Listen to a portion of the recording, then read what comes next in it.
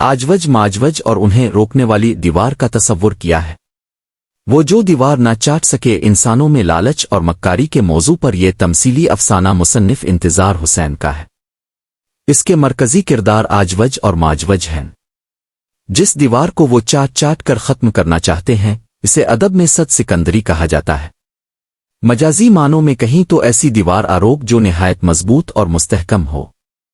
سکندر یونانی سے اس دیوار کے جانے کی روایات بہت کم ہیں، کیونکہ اسلام کی مقدس کتاب قرآن میں لکھا ہے کہ یہ دیوار ذوالقرنین نے بنائی جو ابوالکلام آزاد اور بہت سے اور شارحین قرآن کے مطابق سارس اعظم کا لقب ہے۔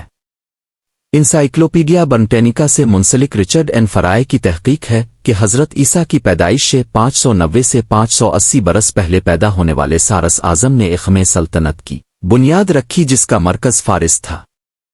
سائرس ان کا نام تھا، لقب واضح نہیں، لیکن فرائے کہتے ہیں کہ وہ ایک روادار اور مثالی بادشاہ تھے۔ بائبل میں ان کا ذکر بابل میں قید یہودیوں کو آزاد کروانے والے کے طور پر کیا گیا۔ عبرانی اور عربی میں قرن کا مانسین ہے۔ پس ذوالقرنین کا مطلب ہوا دو سینگوں والے، یہ ان کے جنگی خدا ہیلمٹ کی جانب اشارہ ہے۔ آزاد لکھتے ہیں کہ ذوالقرنین کا سراغ بنی اسرائیل کے نبی دانیال کی کتاب میں ملتا ہے، جس میں انہوں نے خواب میں دو سینگوں والے بکرے کو پوری دنیا فتح کرتے دیکھا تھا جو حضرت دانیال کے ہم عصر سارس اعظم تھے۔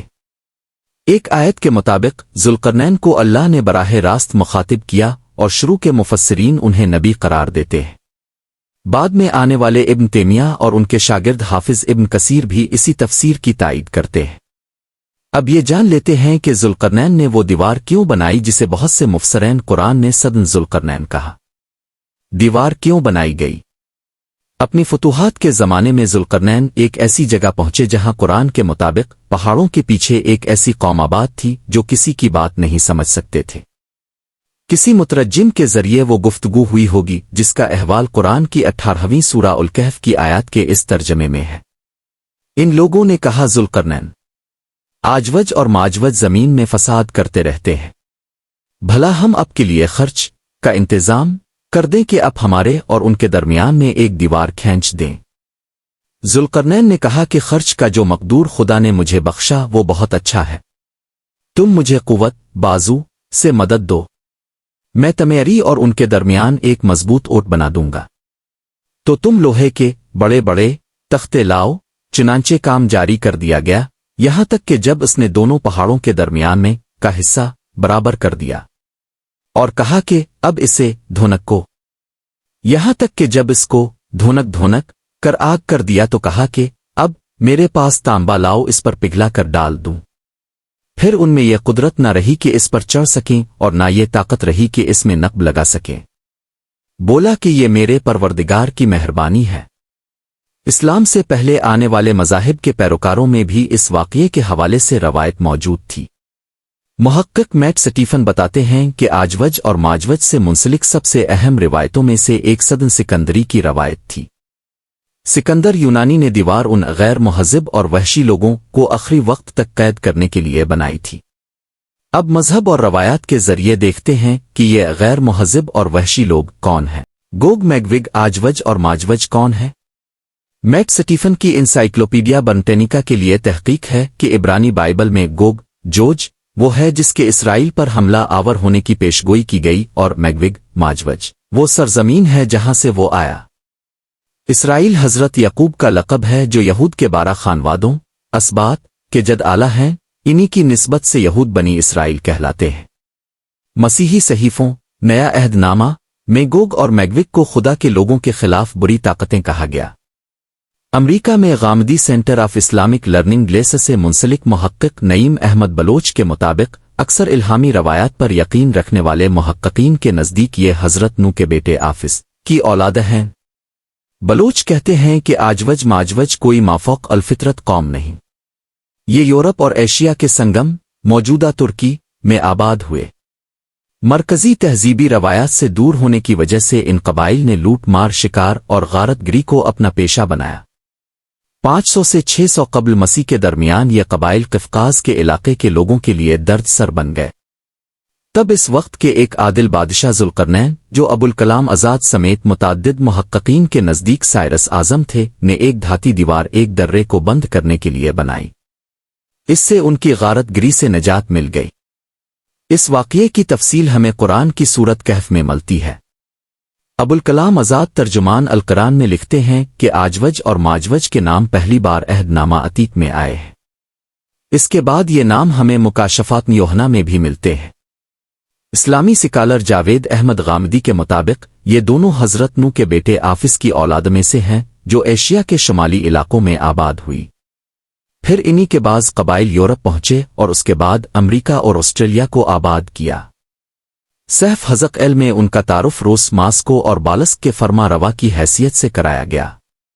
روایت ہے کہ اور خداوند کا کلام مجھ پر نازل ہوا کہ اے آدم زاد جوج کی طرف جو ماجوج کی سرزمین کا ہے اور روش اور مسک اور توبل کا فرما روا ہے متوجہ ہو اور اس کے خلاف نبوت کر۔ حزق ایل 38:1-2۔ پس اے آدم زاد تو جوج کے خلاف نبوت کر اور کہہ خداوند خدایوں فرماتا ہے دیکھ اے جوج روش مسک اور توبل کے فرما روا میں تیرا مخالف ہوں اور میں تجھے پھرا دوں گا اور تجھے لیے پھروں گا اور شمال کی دور اطراف سے چڑھا لاؤں گا۔ حزق ایل 39:1-2۔ یوحنا کے مکاشفہ 20:7-10 میں آجوج اور ماجوج ناموں کا اطلاق شیطانی قوتوں پر ہوتا ہے جو وقت کے اختتام پر عظیم جدوجہد میں شیطان کے ساتھ شامل ہوں گی۔ گوگ اور میگوگ کے بارے میں بائبل کے حوالہ جات بعد کے مفسرین کی توجہ کا مرکز بن گئے جنہوں نے انہیں مخصوص افراد اور مقامات کے ساتھ جوڑنے کی بار بار کوشش کی۔ یہودیوں اور مسیحیوں دونوں کی قیامت سے متعلق کتابوں اور دیگر ایسی تحریروں میں ان کی شناخت اسرائیل کے 10 گمشدہ قبائل سے بھی کی گئی۔ سٹیفن کے مطابق بائبل میں گوگ اور میگوگ کے حوالے اگرچہ نسبتاً کم ہیں لیکن انہوں نے قیامت سے متعلق ادب اور قرون وسطی کے قصے کہانیوں میں ایک اہم مقام حاصل کیا۔ تواریخ 5:4 میں آجوج کی شناخت النبی کی اولاد کے طور پر کی گئی جسے خدا نے اسرائیل کی سرزمین کو فتح کرنے کے لیے بلایا۔ تواریخ کی کتاب کے 2 حصے ہیں۔ تواریخ کے مؤلف علماء یہود کے مطابق عزرا ہیں اور متعدد راسخ العقیدہ مسیحی علماء بھی اس نظریہ سے متفق ہیں۔ یہ دونوں کتابیں 450 قبل مسیح سے 425 قبل مسیح کے درمیان تالیف کی گئیں۔ ان کتابوں میں بعض ایسے ماخذوں کا ذکر موجود ہے جو شاہان ہدا اور شاہان اسرائیل کے واقعات پر مشتمل تھے جن کی مدد سے عزرا نے ان کتابوں کی تالیف کی۔ ان کتابوں کے بعض واقعات سمول اور سلاطین کی کتابوں میں لکھے واقعات سے ملتے جلتے ہیں لیکن مؤلف نے اپنی اس تالیف میں کئی اور ماخذوں کے نام بھی درج کیے ہیں جو بائبل میں شامل نہیں۔ اس میں مزید ہے کہ دنیا بھر کی افواج کے ایک عظیم اتحاد کے ساتھ آجوج اور اس کی پوری فوج اسرائیل پر زمین کو ڈھانپنے والے بادل کی طرح حملہ کریں گے اور شہروں کو تاراج کریں گے اور لوٹ مار کریں گے۔ مکاشفہ یوحنا میں لکھا ہے شیطان 1000 سال تک جکڑے رہنے کے بعد رہا ہو جائے گا اور خدا کے خلاف اٹھ کھڑا ہوگا۔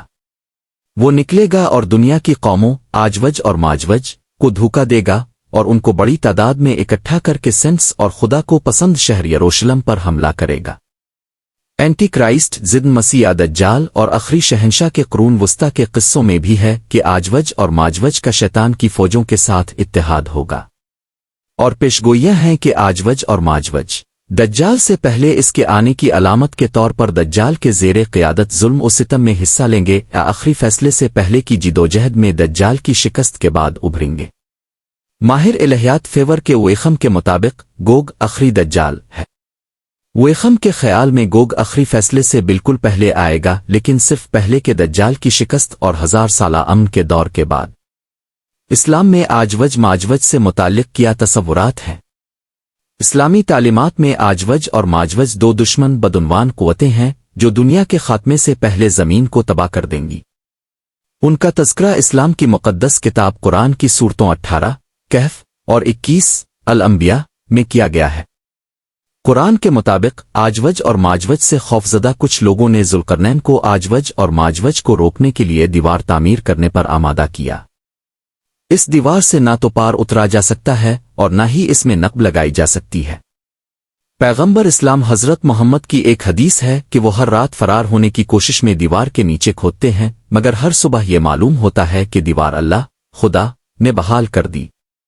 بعد کی کچھ روایات آجوج اور ماجوج کی تصویر کو وسعت دیتی ہیں، ان کی مختلف وضاحتیں فراہم کرتی ہے۔ سٹیفن کہتے ہیں کہ ان روایات کے مطابق کچھ آجوج اور ماجوج دیودار کی طرح لمبے ہیں اور کچھ اپنے کانوں کو خود پر لپیٹ لیتے ہیں۔ غامدی کہتے ہیں کہ یوحنا کے مکاشفہ سے معلوم ہوتا ہے کہ ان کے خروج کی ابتدا پیغمبر اسلام کی بعثت کے 1000 سال بعد کسی وقت ہوگی۔ اس زمانے میں یہ زمین کو چاروں طرف سے گھیرے ہوئے ہوں گے، اور جب 1000 برس پورے ہو چکیں گے تو شیطان قید سے چھوڑ دیا جائے گا اور ان قوموں کو جو زمین کی چاروں طرف ہوں گی یعنی جوج ماجوج کو گمراہ کر کے لڑائی کے لیے جمع کرنے کو نکلے گا۔ ان کا شمار سمندر کی ریت کے برابر ہوگا اور وہ تمام زمین پر پھیل جائیں گی اور مقدسوں کی لشکرگاہ اور عزیز شہر کو چاروں طرف سے گھیر لیں گی۔ مکاشفہ 20:7-9۔ سورہ کہف میں بیان کیے گئے مکالمے کے آخری حصے میں ذوالقرنین کے الفاظ ہیں کہ یہ میرے پروردگار کی مہربانی ہے۔ جب میرے پروردگار کا وعدہ آ پہنچے گا تو اس کو ڈھا کر ہموار کر دے گا، اور میرے پروردگار کا وعدہ سچا ہے۔ اگلے حصے میں قرآن کے الہامی الفاظ ہیں، اس روز ہم ان کو چھوڑ دیں گے کہ روئے زمین پر پھیل کر ایک دوسرے میں گھس جائیں گے اور سور پھونکا جائے گا تو ہم سب کو جمع کر لیں گے۔ نعیم بلوچ کہتے ہیں کہ قرآن میں یہ نہیں بتایا گیا کہ یہ قبائل جب اس دیوار کو توڑ ڈالیں گے چاٹ جائیں گے تو قیامت قریب ہوگی۔ البتہ ان کا کہنا ہے کہ قرآن کی ایک دوسری سورت الانبیاء میں قرب قیامت کی نشانی کے طور پر کہا گیا کہ جب دنیا بھر کی آجوج ماجوج یعنی آفس کے بیٹوں کی نسل کا تسلط قائم ہو جائے گا تو قیامت قریب ہوگی، اور ممکن نہیں کہ جس بستی کو ہم نے ہلاک کر دیا ہو وہ پھر پلٹ سکے، یہاں تک کہ جب آجوج ماجوج کھول دیے جائیں گے اور ہر بلندی سے وہ نکل پڑیں گے اور وعد برحق کے پورا ہونے کا وقت قریب آنے لگے گا تو ان کی آنکھیں پھٹی کی پھٹی رہ جائیں گی جنہوں نے کفر کیا تھا۔ کہیں گے ہائے ہماری کم بختی، ہم اس چیز کی طرف سے غفلت میں پڑے ہوئے تھے بلکہ ہم خطاکار تھے۔ سورہ الانبیاء آیات 95-97۔ ابو سعید خدری سے پیغمبر اسلام کی حدیث روایت ہے کہ آجوج و ماجوج کے خروج کے بعد بھی بیت الحرام کا حج اور عمرہ ہوتا رہے گا۔ غامدی اس سے یہ مطلب اخذ کرتے ہیں کہ آجوج و ماجوج کا فتنہ اگرچہ بہت بڑا ہوگا لیکن اس زمانے میں بھی اللہ کے بندے موجود رہیں گے جو ان مراسم عبودیت کو اپنے پروردگار کے لیے قائم رکھیں گے۔ اس میں مبتلا ہو کر ہر شخص خدا کے دین سے برگشتہ نہیں ہو جائے گا۔ سٹیفن لکھتے ہیں کہ اسلامی روایات کے مطابق وہ قدیم دنیا کے شمال مشرق میں بڑی تعداد میں اختتام کی علامت کے طور پر نمودار ہوں گے، پھر جنوب کی طرف بڑھیں گے، دجلہ اور فرات کے دریاؤں اگلیل کے سمندر کا پانی پگے اور راستے میں سب کو مار ڈالیں گے۔ جب ان کے تیروں کے لیے کوئی انسانی ہدف باقی نہیں رہے گا، آجوج اور ماجوج آسمان کو تباہ کرنے کی امید میں آسمان پر تیر انداز ہوں گے۔ بلوچ کے مطابق الہامی مذاہب کی روایات پر یقین رکھنے والے محققین کے نزدیک روس، چین، انڈیا اور یورپ کی قومیں اصل میں آفس ہی کی اولاد ہیں اور دنیا کے خاتمے کے وقت انہی قوموں کو عروج حاصل ہوگا۔ آجوج ماجوج کا خاتمہ کیسے ہوگا؟ لیکن پھر ہر عروج کی طرح برائی کے اس عروج کو بھی زوال ہوگا۔ تواریخ میں ہے کہ خدا خوفناک قدرتی آفات بھیجے گا جو آجوج اور اس کی افواج کو تباہ کر دے گی۔ آجوج کی شکست خدا کی عظمت اور تقدس کو ظاہر کرے گی اور خدا اور اس کے لوگوں کے درمیان اچھے تعلقات بحال کرے گی۔ یوحنا کے مکاشفہ کے مطابق ان کا فساد جب انتہا کو پہنچے گا تو ایک آگ آسمان سے اترے گی اور قیامت کا زلزلہ برپا ہو جائے گا۔ مکاشفہ میں لکھا ہے کہ خدا ان کو تباہ کرنے کے لیے آسمان سے آگ بھیجے گا اور آسمان پر سے آگ نازل ہو کر انہیں کھا جائے گی اور پھر آخری فیصلہ برپا کرے گا۔ اسلامی روایات ہیں کہ اللہ تعالیٰ ان کی گردنوں پر کیڑے ڈالے گا جو ان کے کان اور ناک کو بھر دیں گے، اس طرح وہ ہلاک ہو جائیں گے۔ پیغمبر اسلام سے منسوب ایک روایت ہے کہ وہ آسمانوں کی جانب تیر پھینکیں گے جو خون آلود پلٹیں گے۔ بالآخر اللہ تعالیٰ ان کی گادیوں پر ایسا کیڑا پیدا فرما دیں گے جس سے ان کی ہلاکت واقع ہو جائے گی، لیکن اس روایت کو ابن کثیر اور محدثین کی بڑی اکثریت نے ضعیف قرار دیا۔ بہرحال غامدی لکھتے ہیں کہ انسان ان کو شکست دینے میں کامیاب نہیں ہوں گے۔